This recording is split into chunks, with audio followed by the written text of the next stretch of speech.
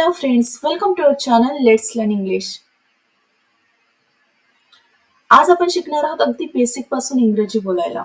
Friends, जर तुम्ही beginner आहात आणि तुम्ही आत्ता इंग्रजी बोलायला स्टार्ट केलं आहे, तर हा व्हिडिओ फक्त आणि फक्त तुमच्यासाठी आहे.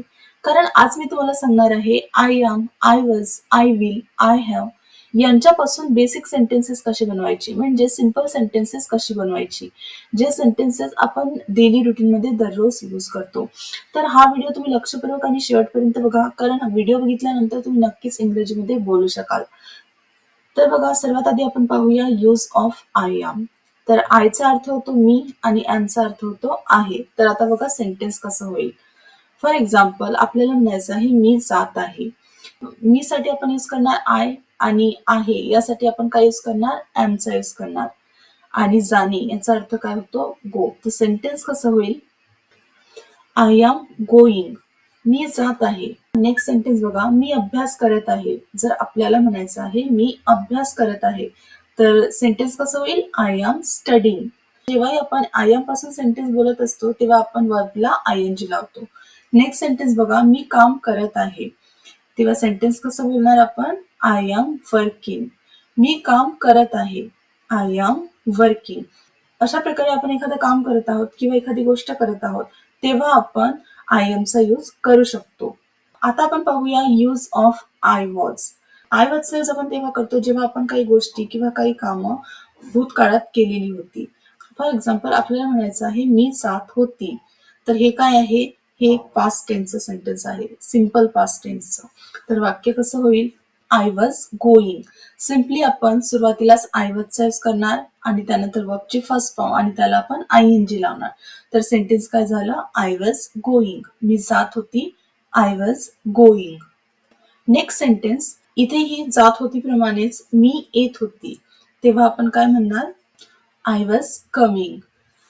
सुरुवातीला आपण आय वॉजचा यूज केला आणि त्यानंतर कमला आपण आयएनजी लावले. तर वाक्य काय झालं, आय वॉज कमिंग, मी येत होती, I was coming. Next sentence आहे मी वाचत होती. वाचणे याचा अर्थ काय होतो, रीड. तर इथे देखील आपण रीडला आयएनजी लावणार आहोत. तर वाक्य कसं होईल, आय वॉज रीडिंग, मी वाचत होती, आय वॉज रीडिंग. अशा प्रकारे आपण एखादी गोष्ट करत होतो किंवा आपण आधी केलेली आहे हे सांगण्यासाठी आपण आय वॉजचा यूज करत असतो. नेक्स्ट सेंटेन्स आहे मी काम करत होती.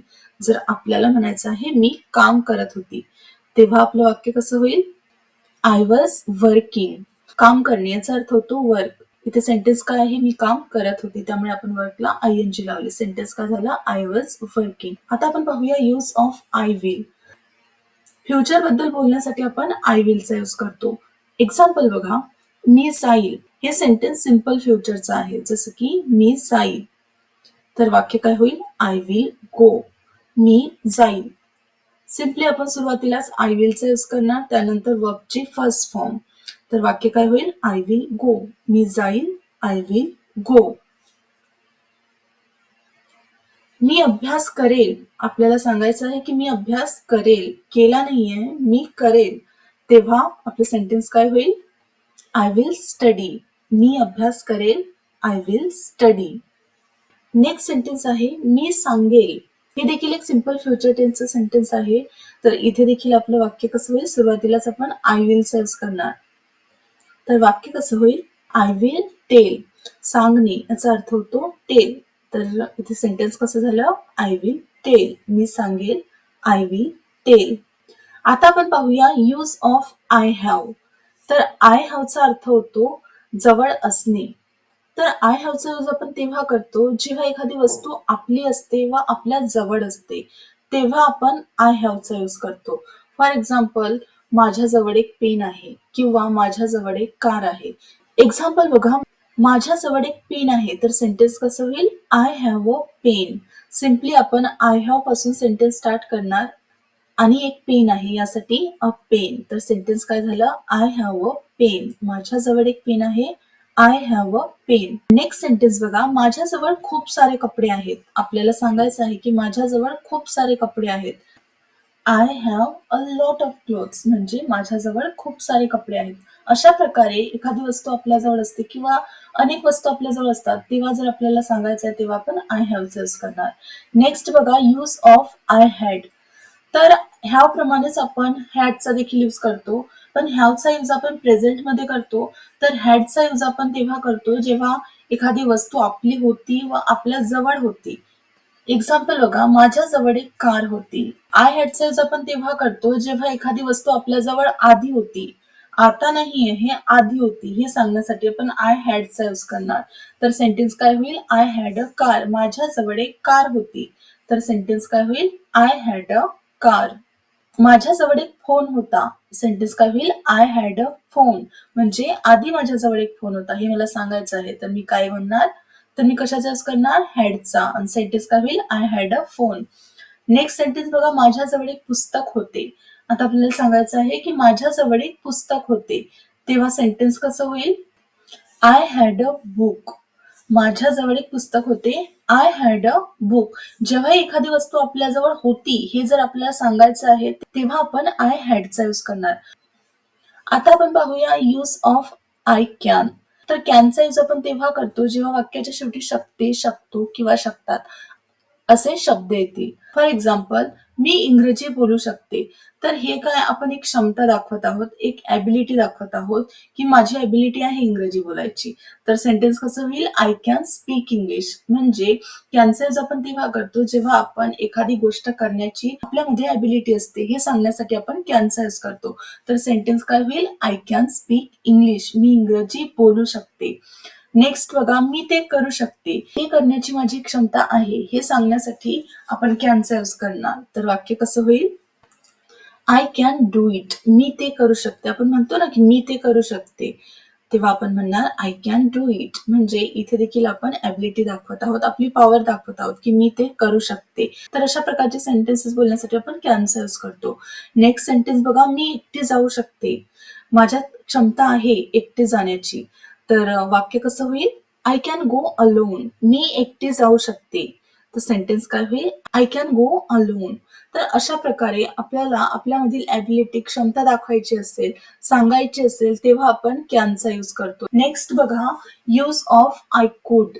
तर आय कुडचा यूज आपण तेव्हा करणार जेव्हा वाक्याच्या शेवटी शकली, शकलो किंवा शकत होती किंवा शकत होतो अशा प्रकारचे वर्ड असल्यास आपण आय कुडचा यूज करणार. एक्झाम्पल बघा, मी ते काम करू शकलो. आपल्याला म्हणायचं आहे मी ते काम करू शकलो. तेव्हा आपण आय कुडचा यूज करणार. I could do that work. मी ते काम करू शकलो. सेंटेन्स काय होईल? I could do that work. तर अशा प्रकारे आपण एखादे काम करू शकलो हे सांगण्यासाठी आपण आय कुडचा यूज करू शकतो. नेक्स्ट सेंटेन्स बघा, मी तिथे जाऊ शकली. जर आपल्याला म्हणायचं आहे मी तिथे जाऊ शकली तेव्हा आपलं सेंटेन्स काय होईल?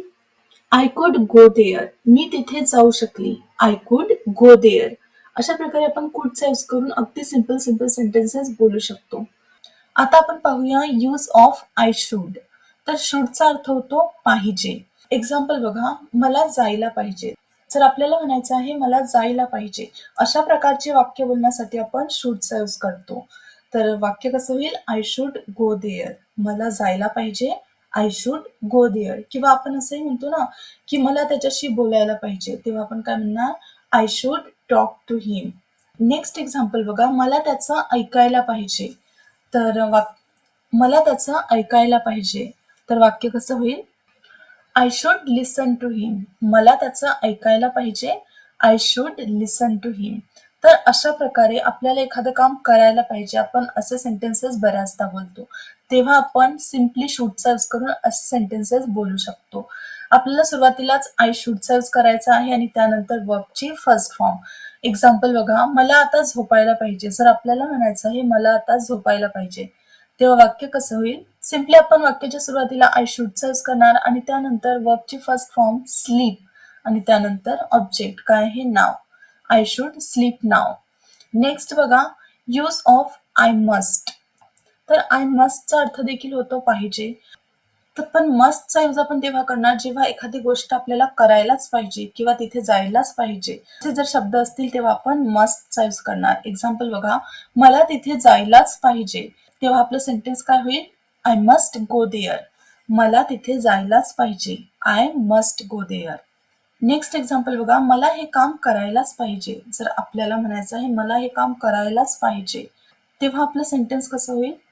म्हणजे हे काम खूप आवश्यक आहे आणि हे करायलाच पाहिजे, तेव्हा आपण असे सेंटेन्सेस बोलण्यासाठी मस्टचा यूज करतो. I must do this work. Next sentence, मला तिच्याशी बोलायलाच पाहिजे. तर सेंटेन्स काय होईल? I must talk to her. मला तिच्याशी बोलायलाच पाहिजे. I must talk to her. तर फ्रेंड्स, आय होप की आज आपण जे काही शिकलो ते तुमच्या लक्षात आलं असेल. तर आजच्या व्हिडिओमध्ये बस इतकेच. आता आपण भेटूया नेक्स्ट व्हिडिओमध्ये न्यू टॉपिक सोबत.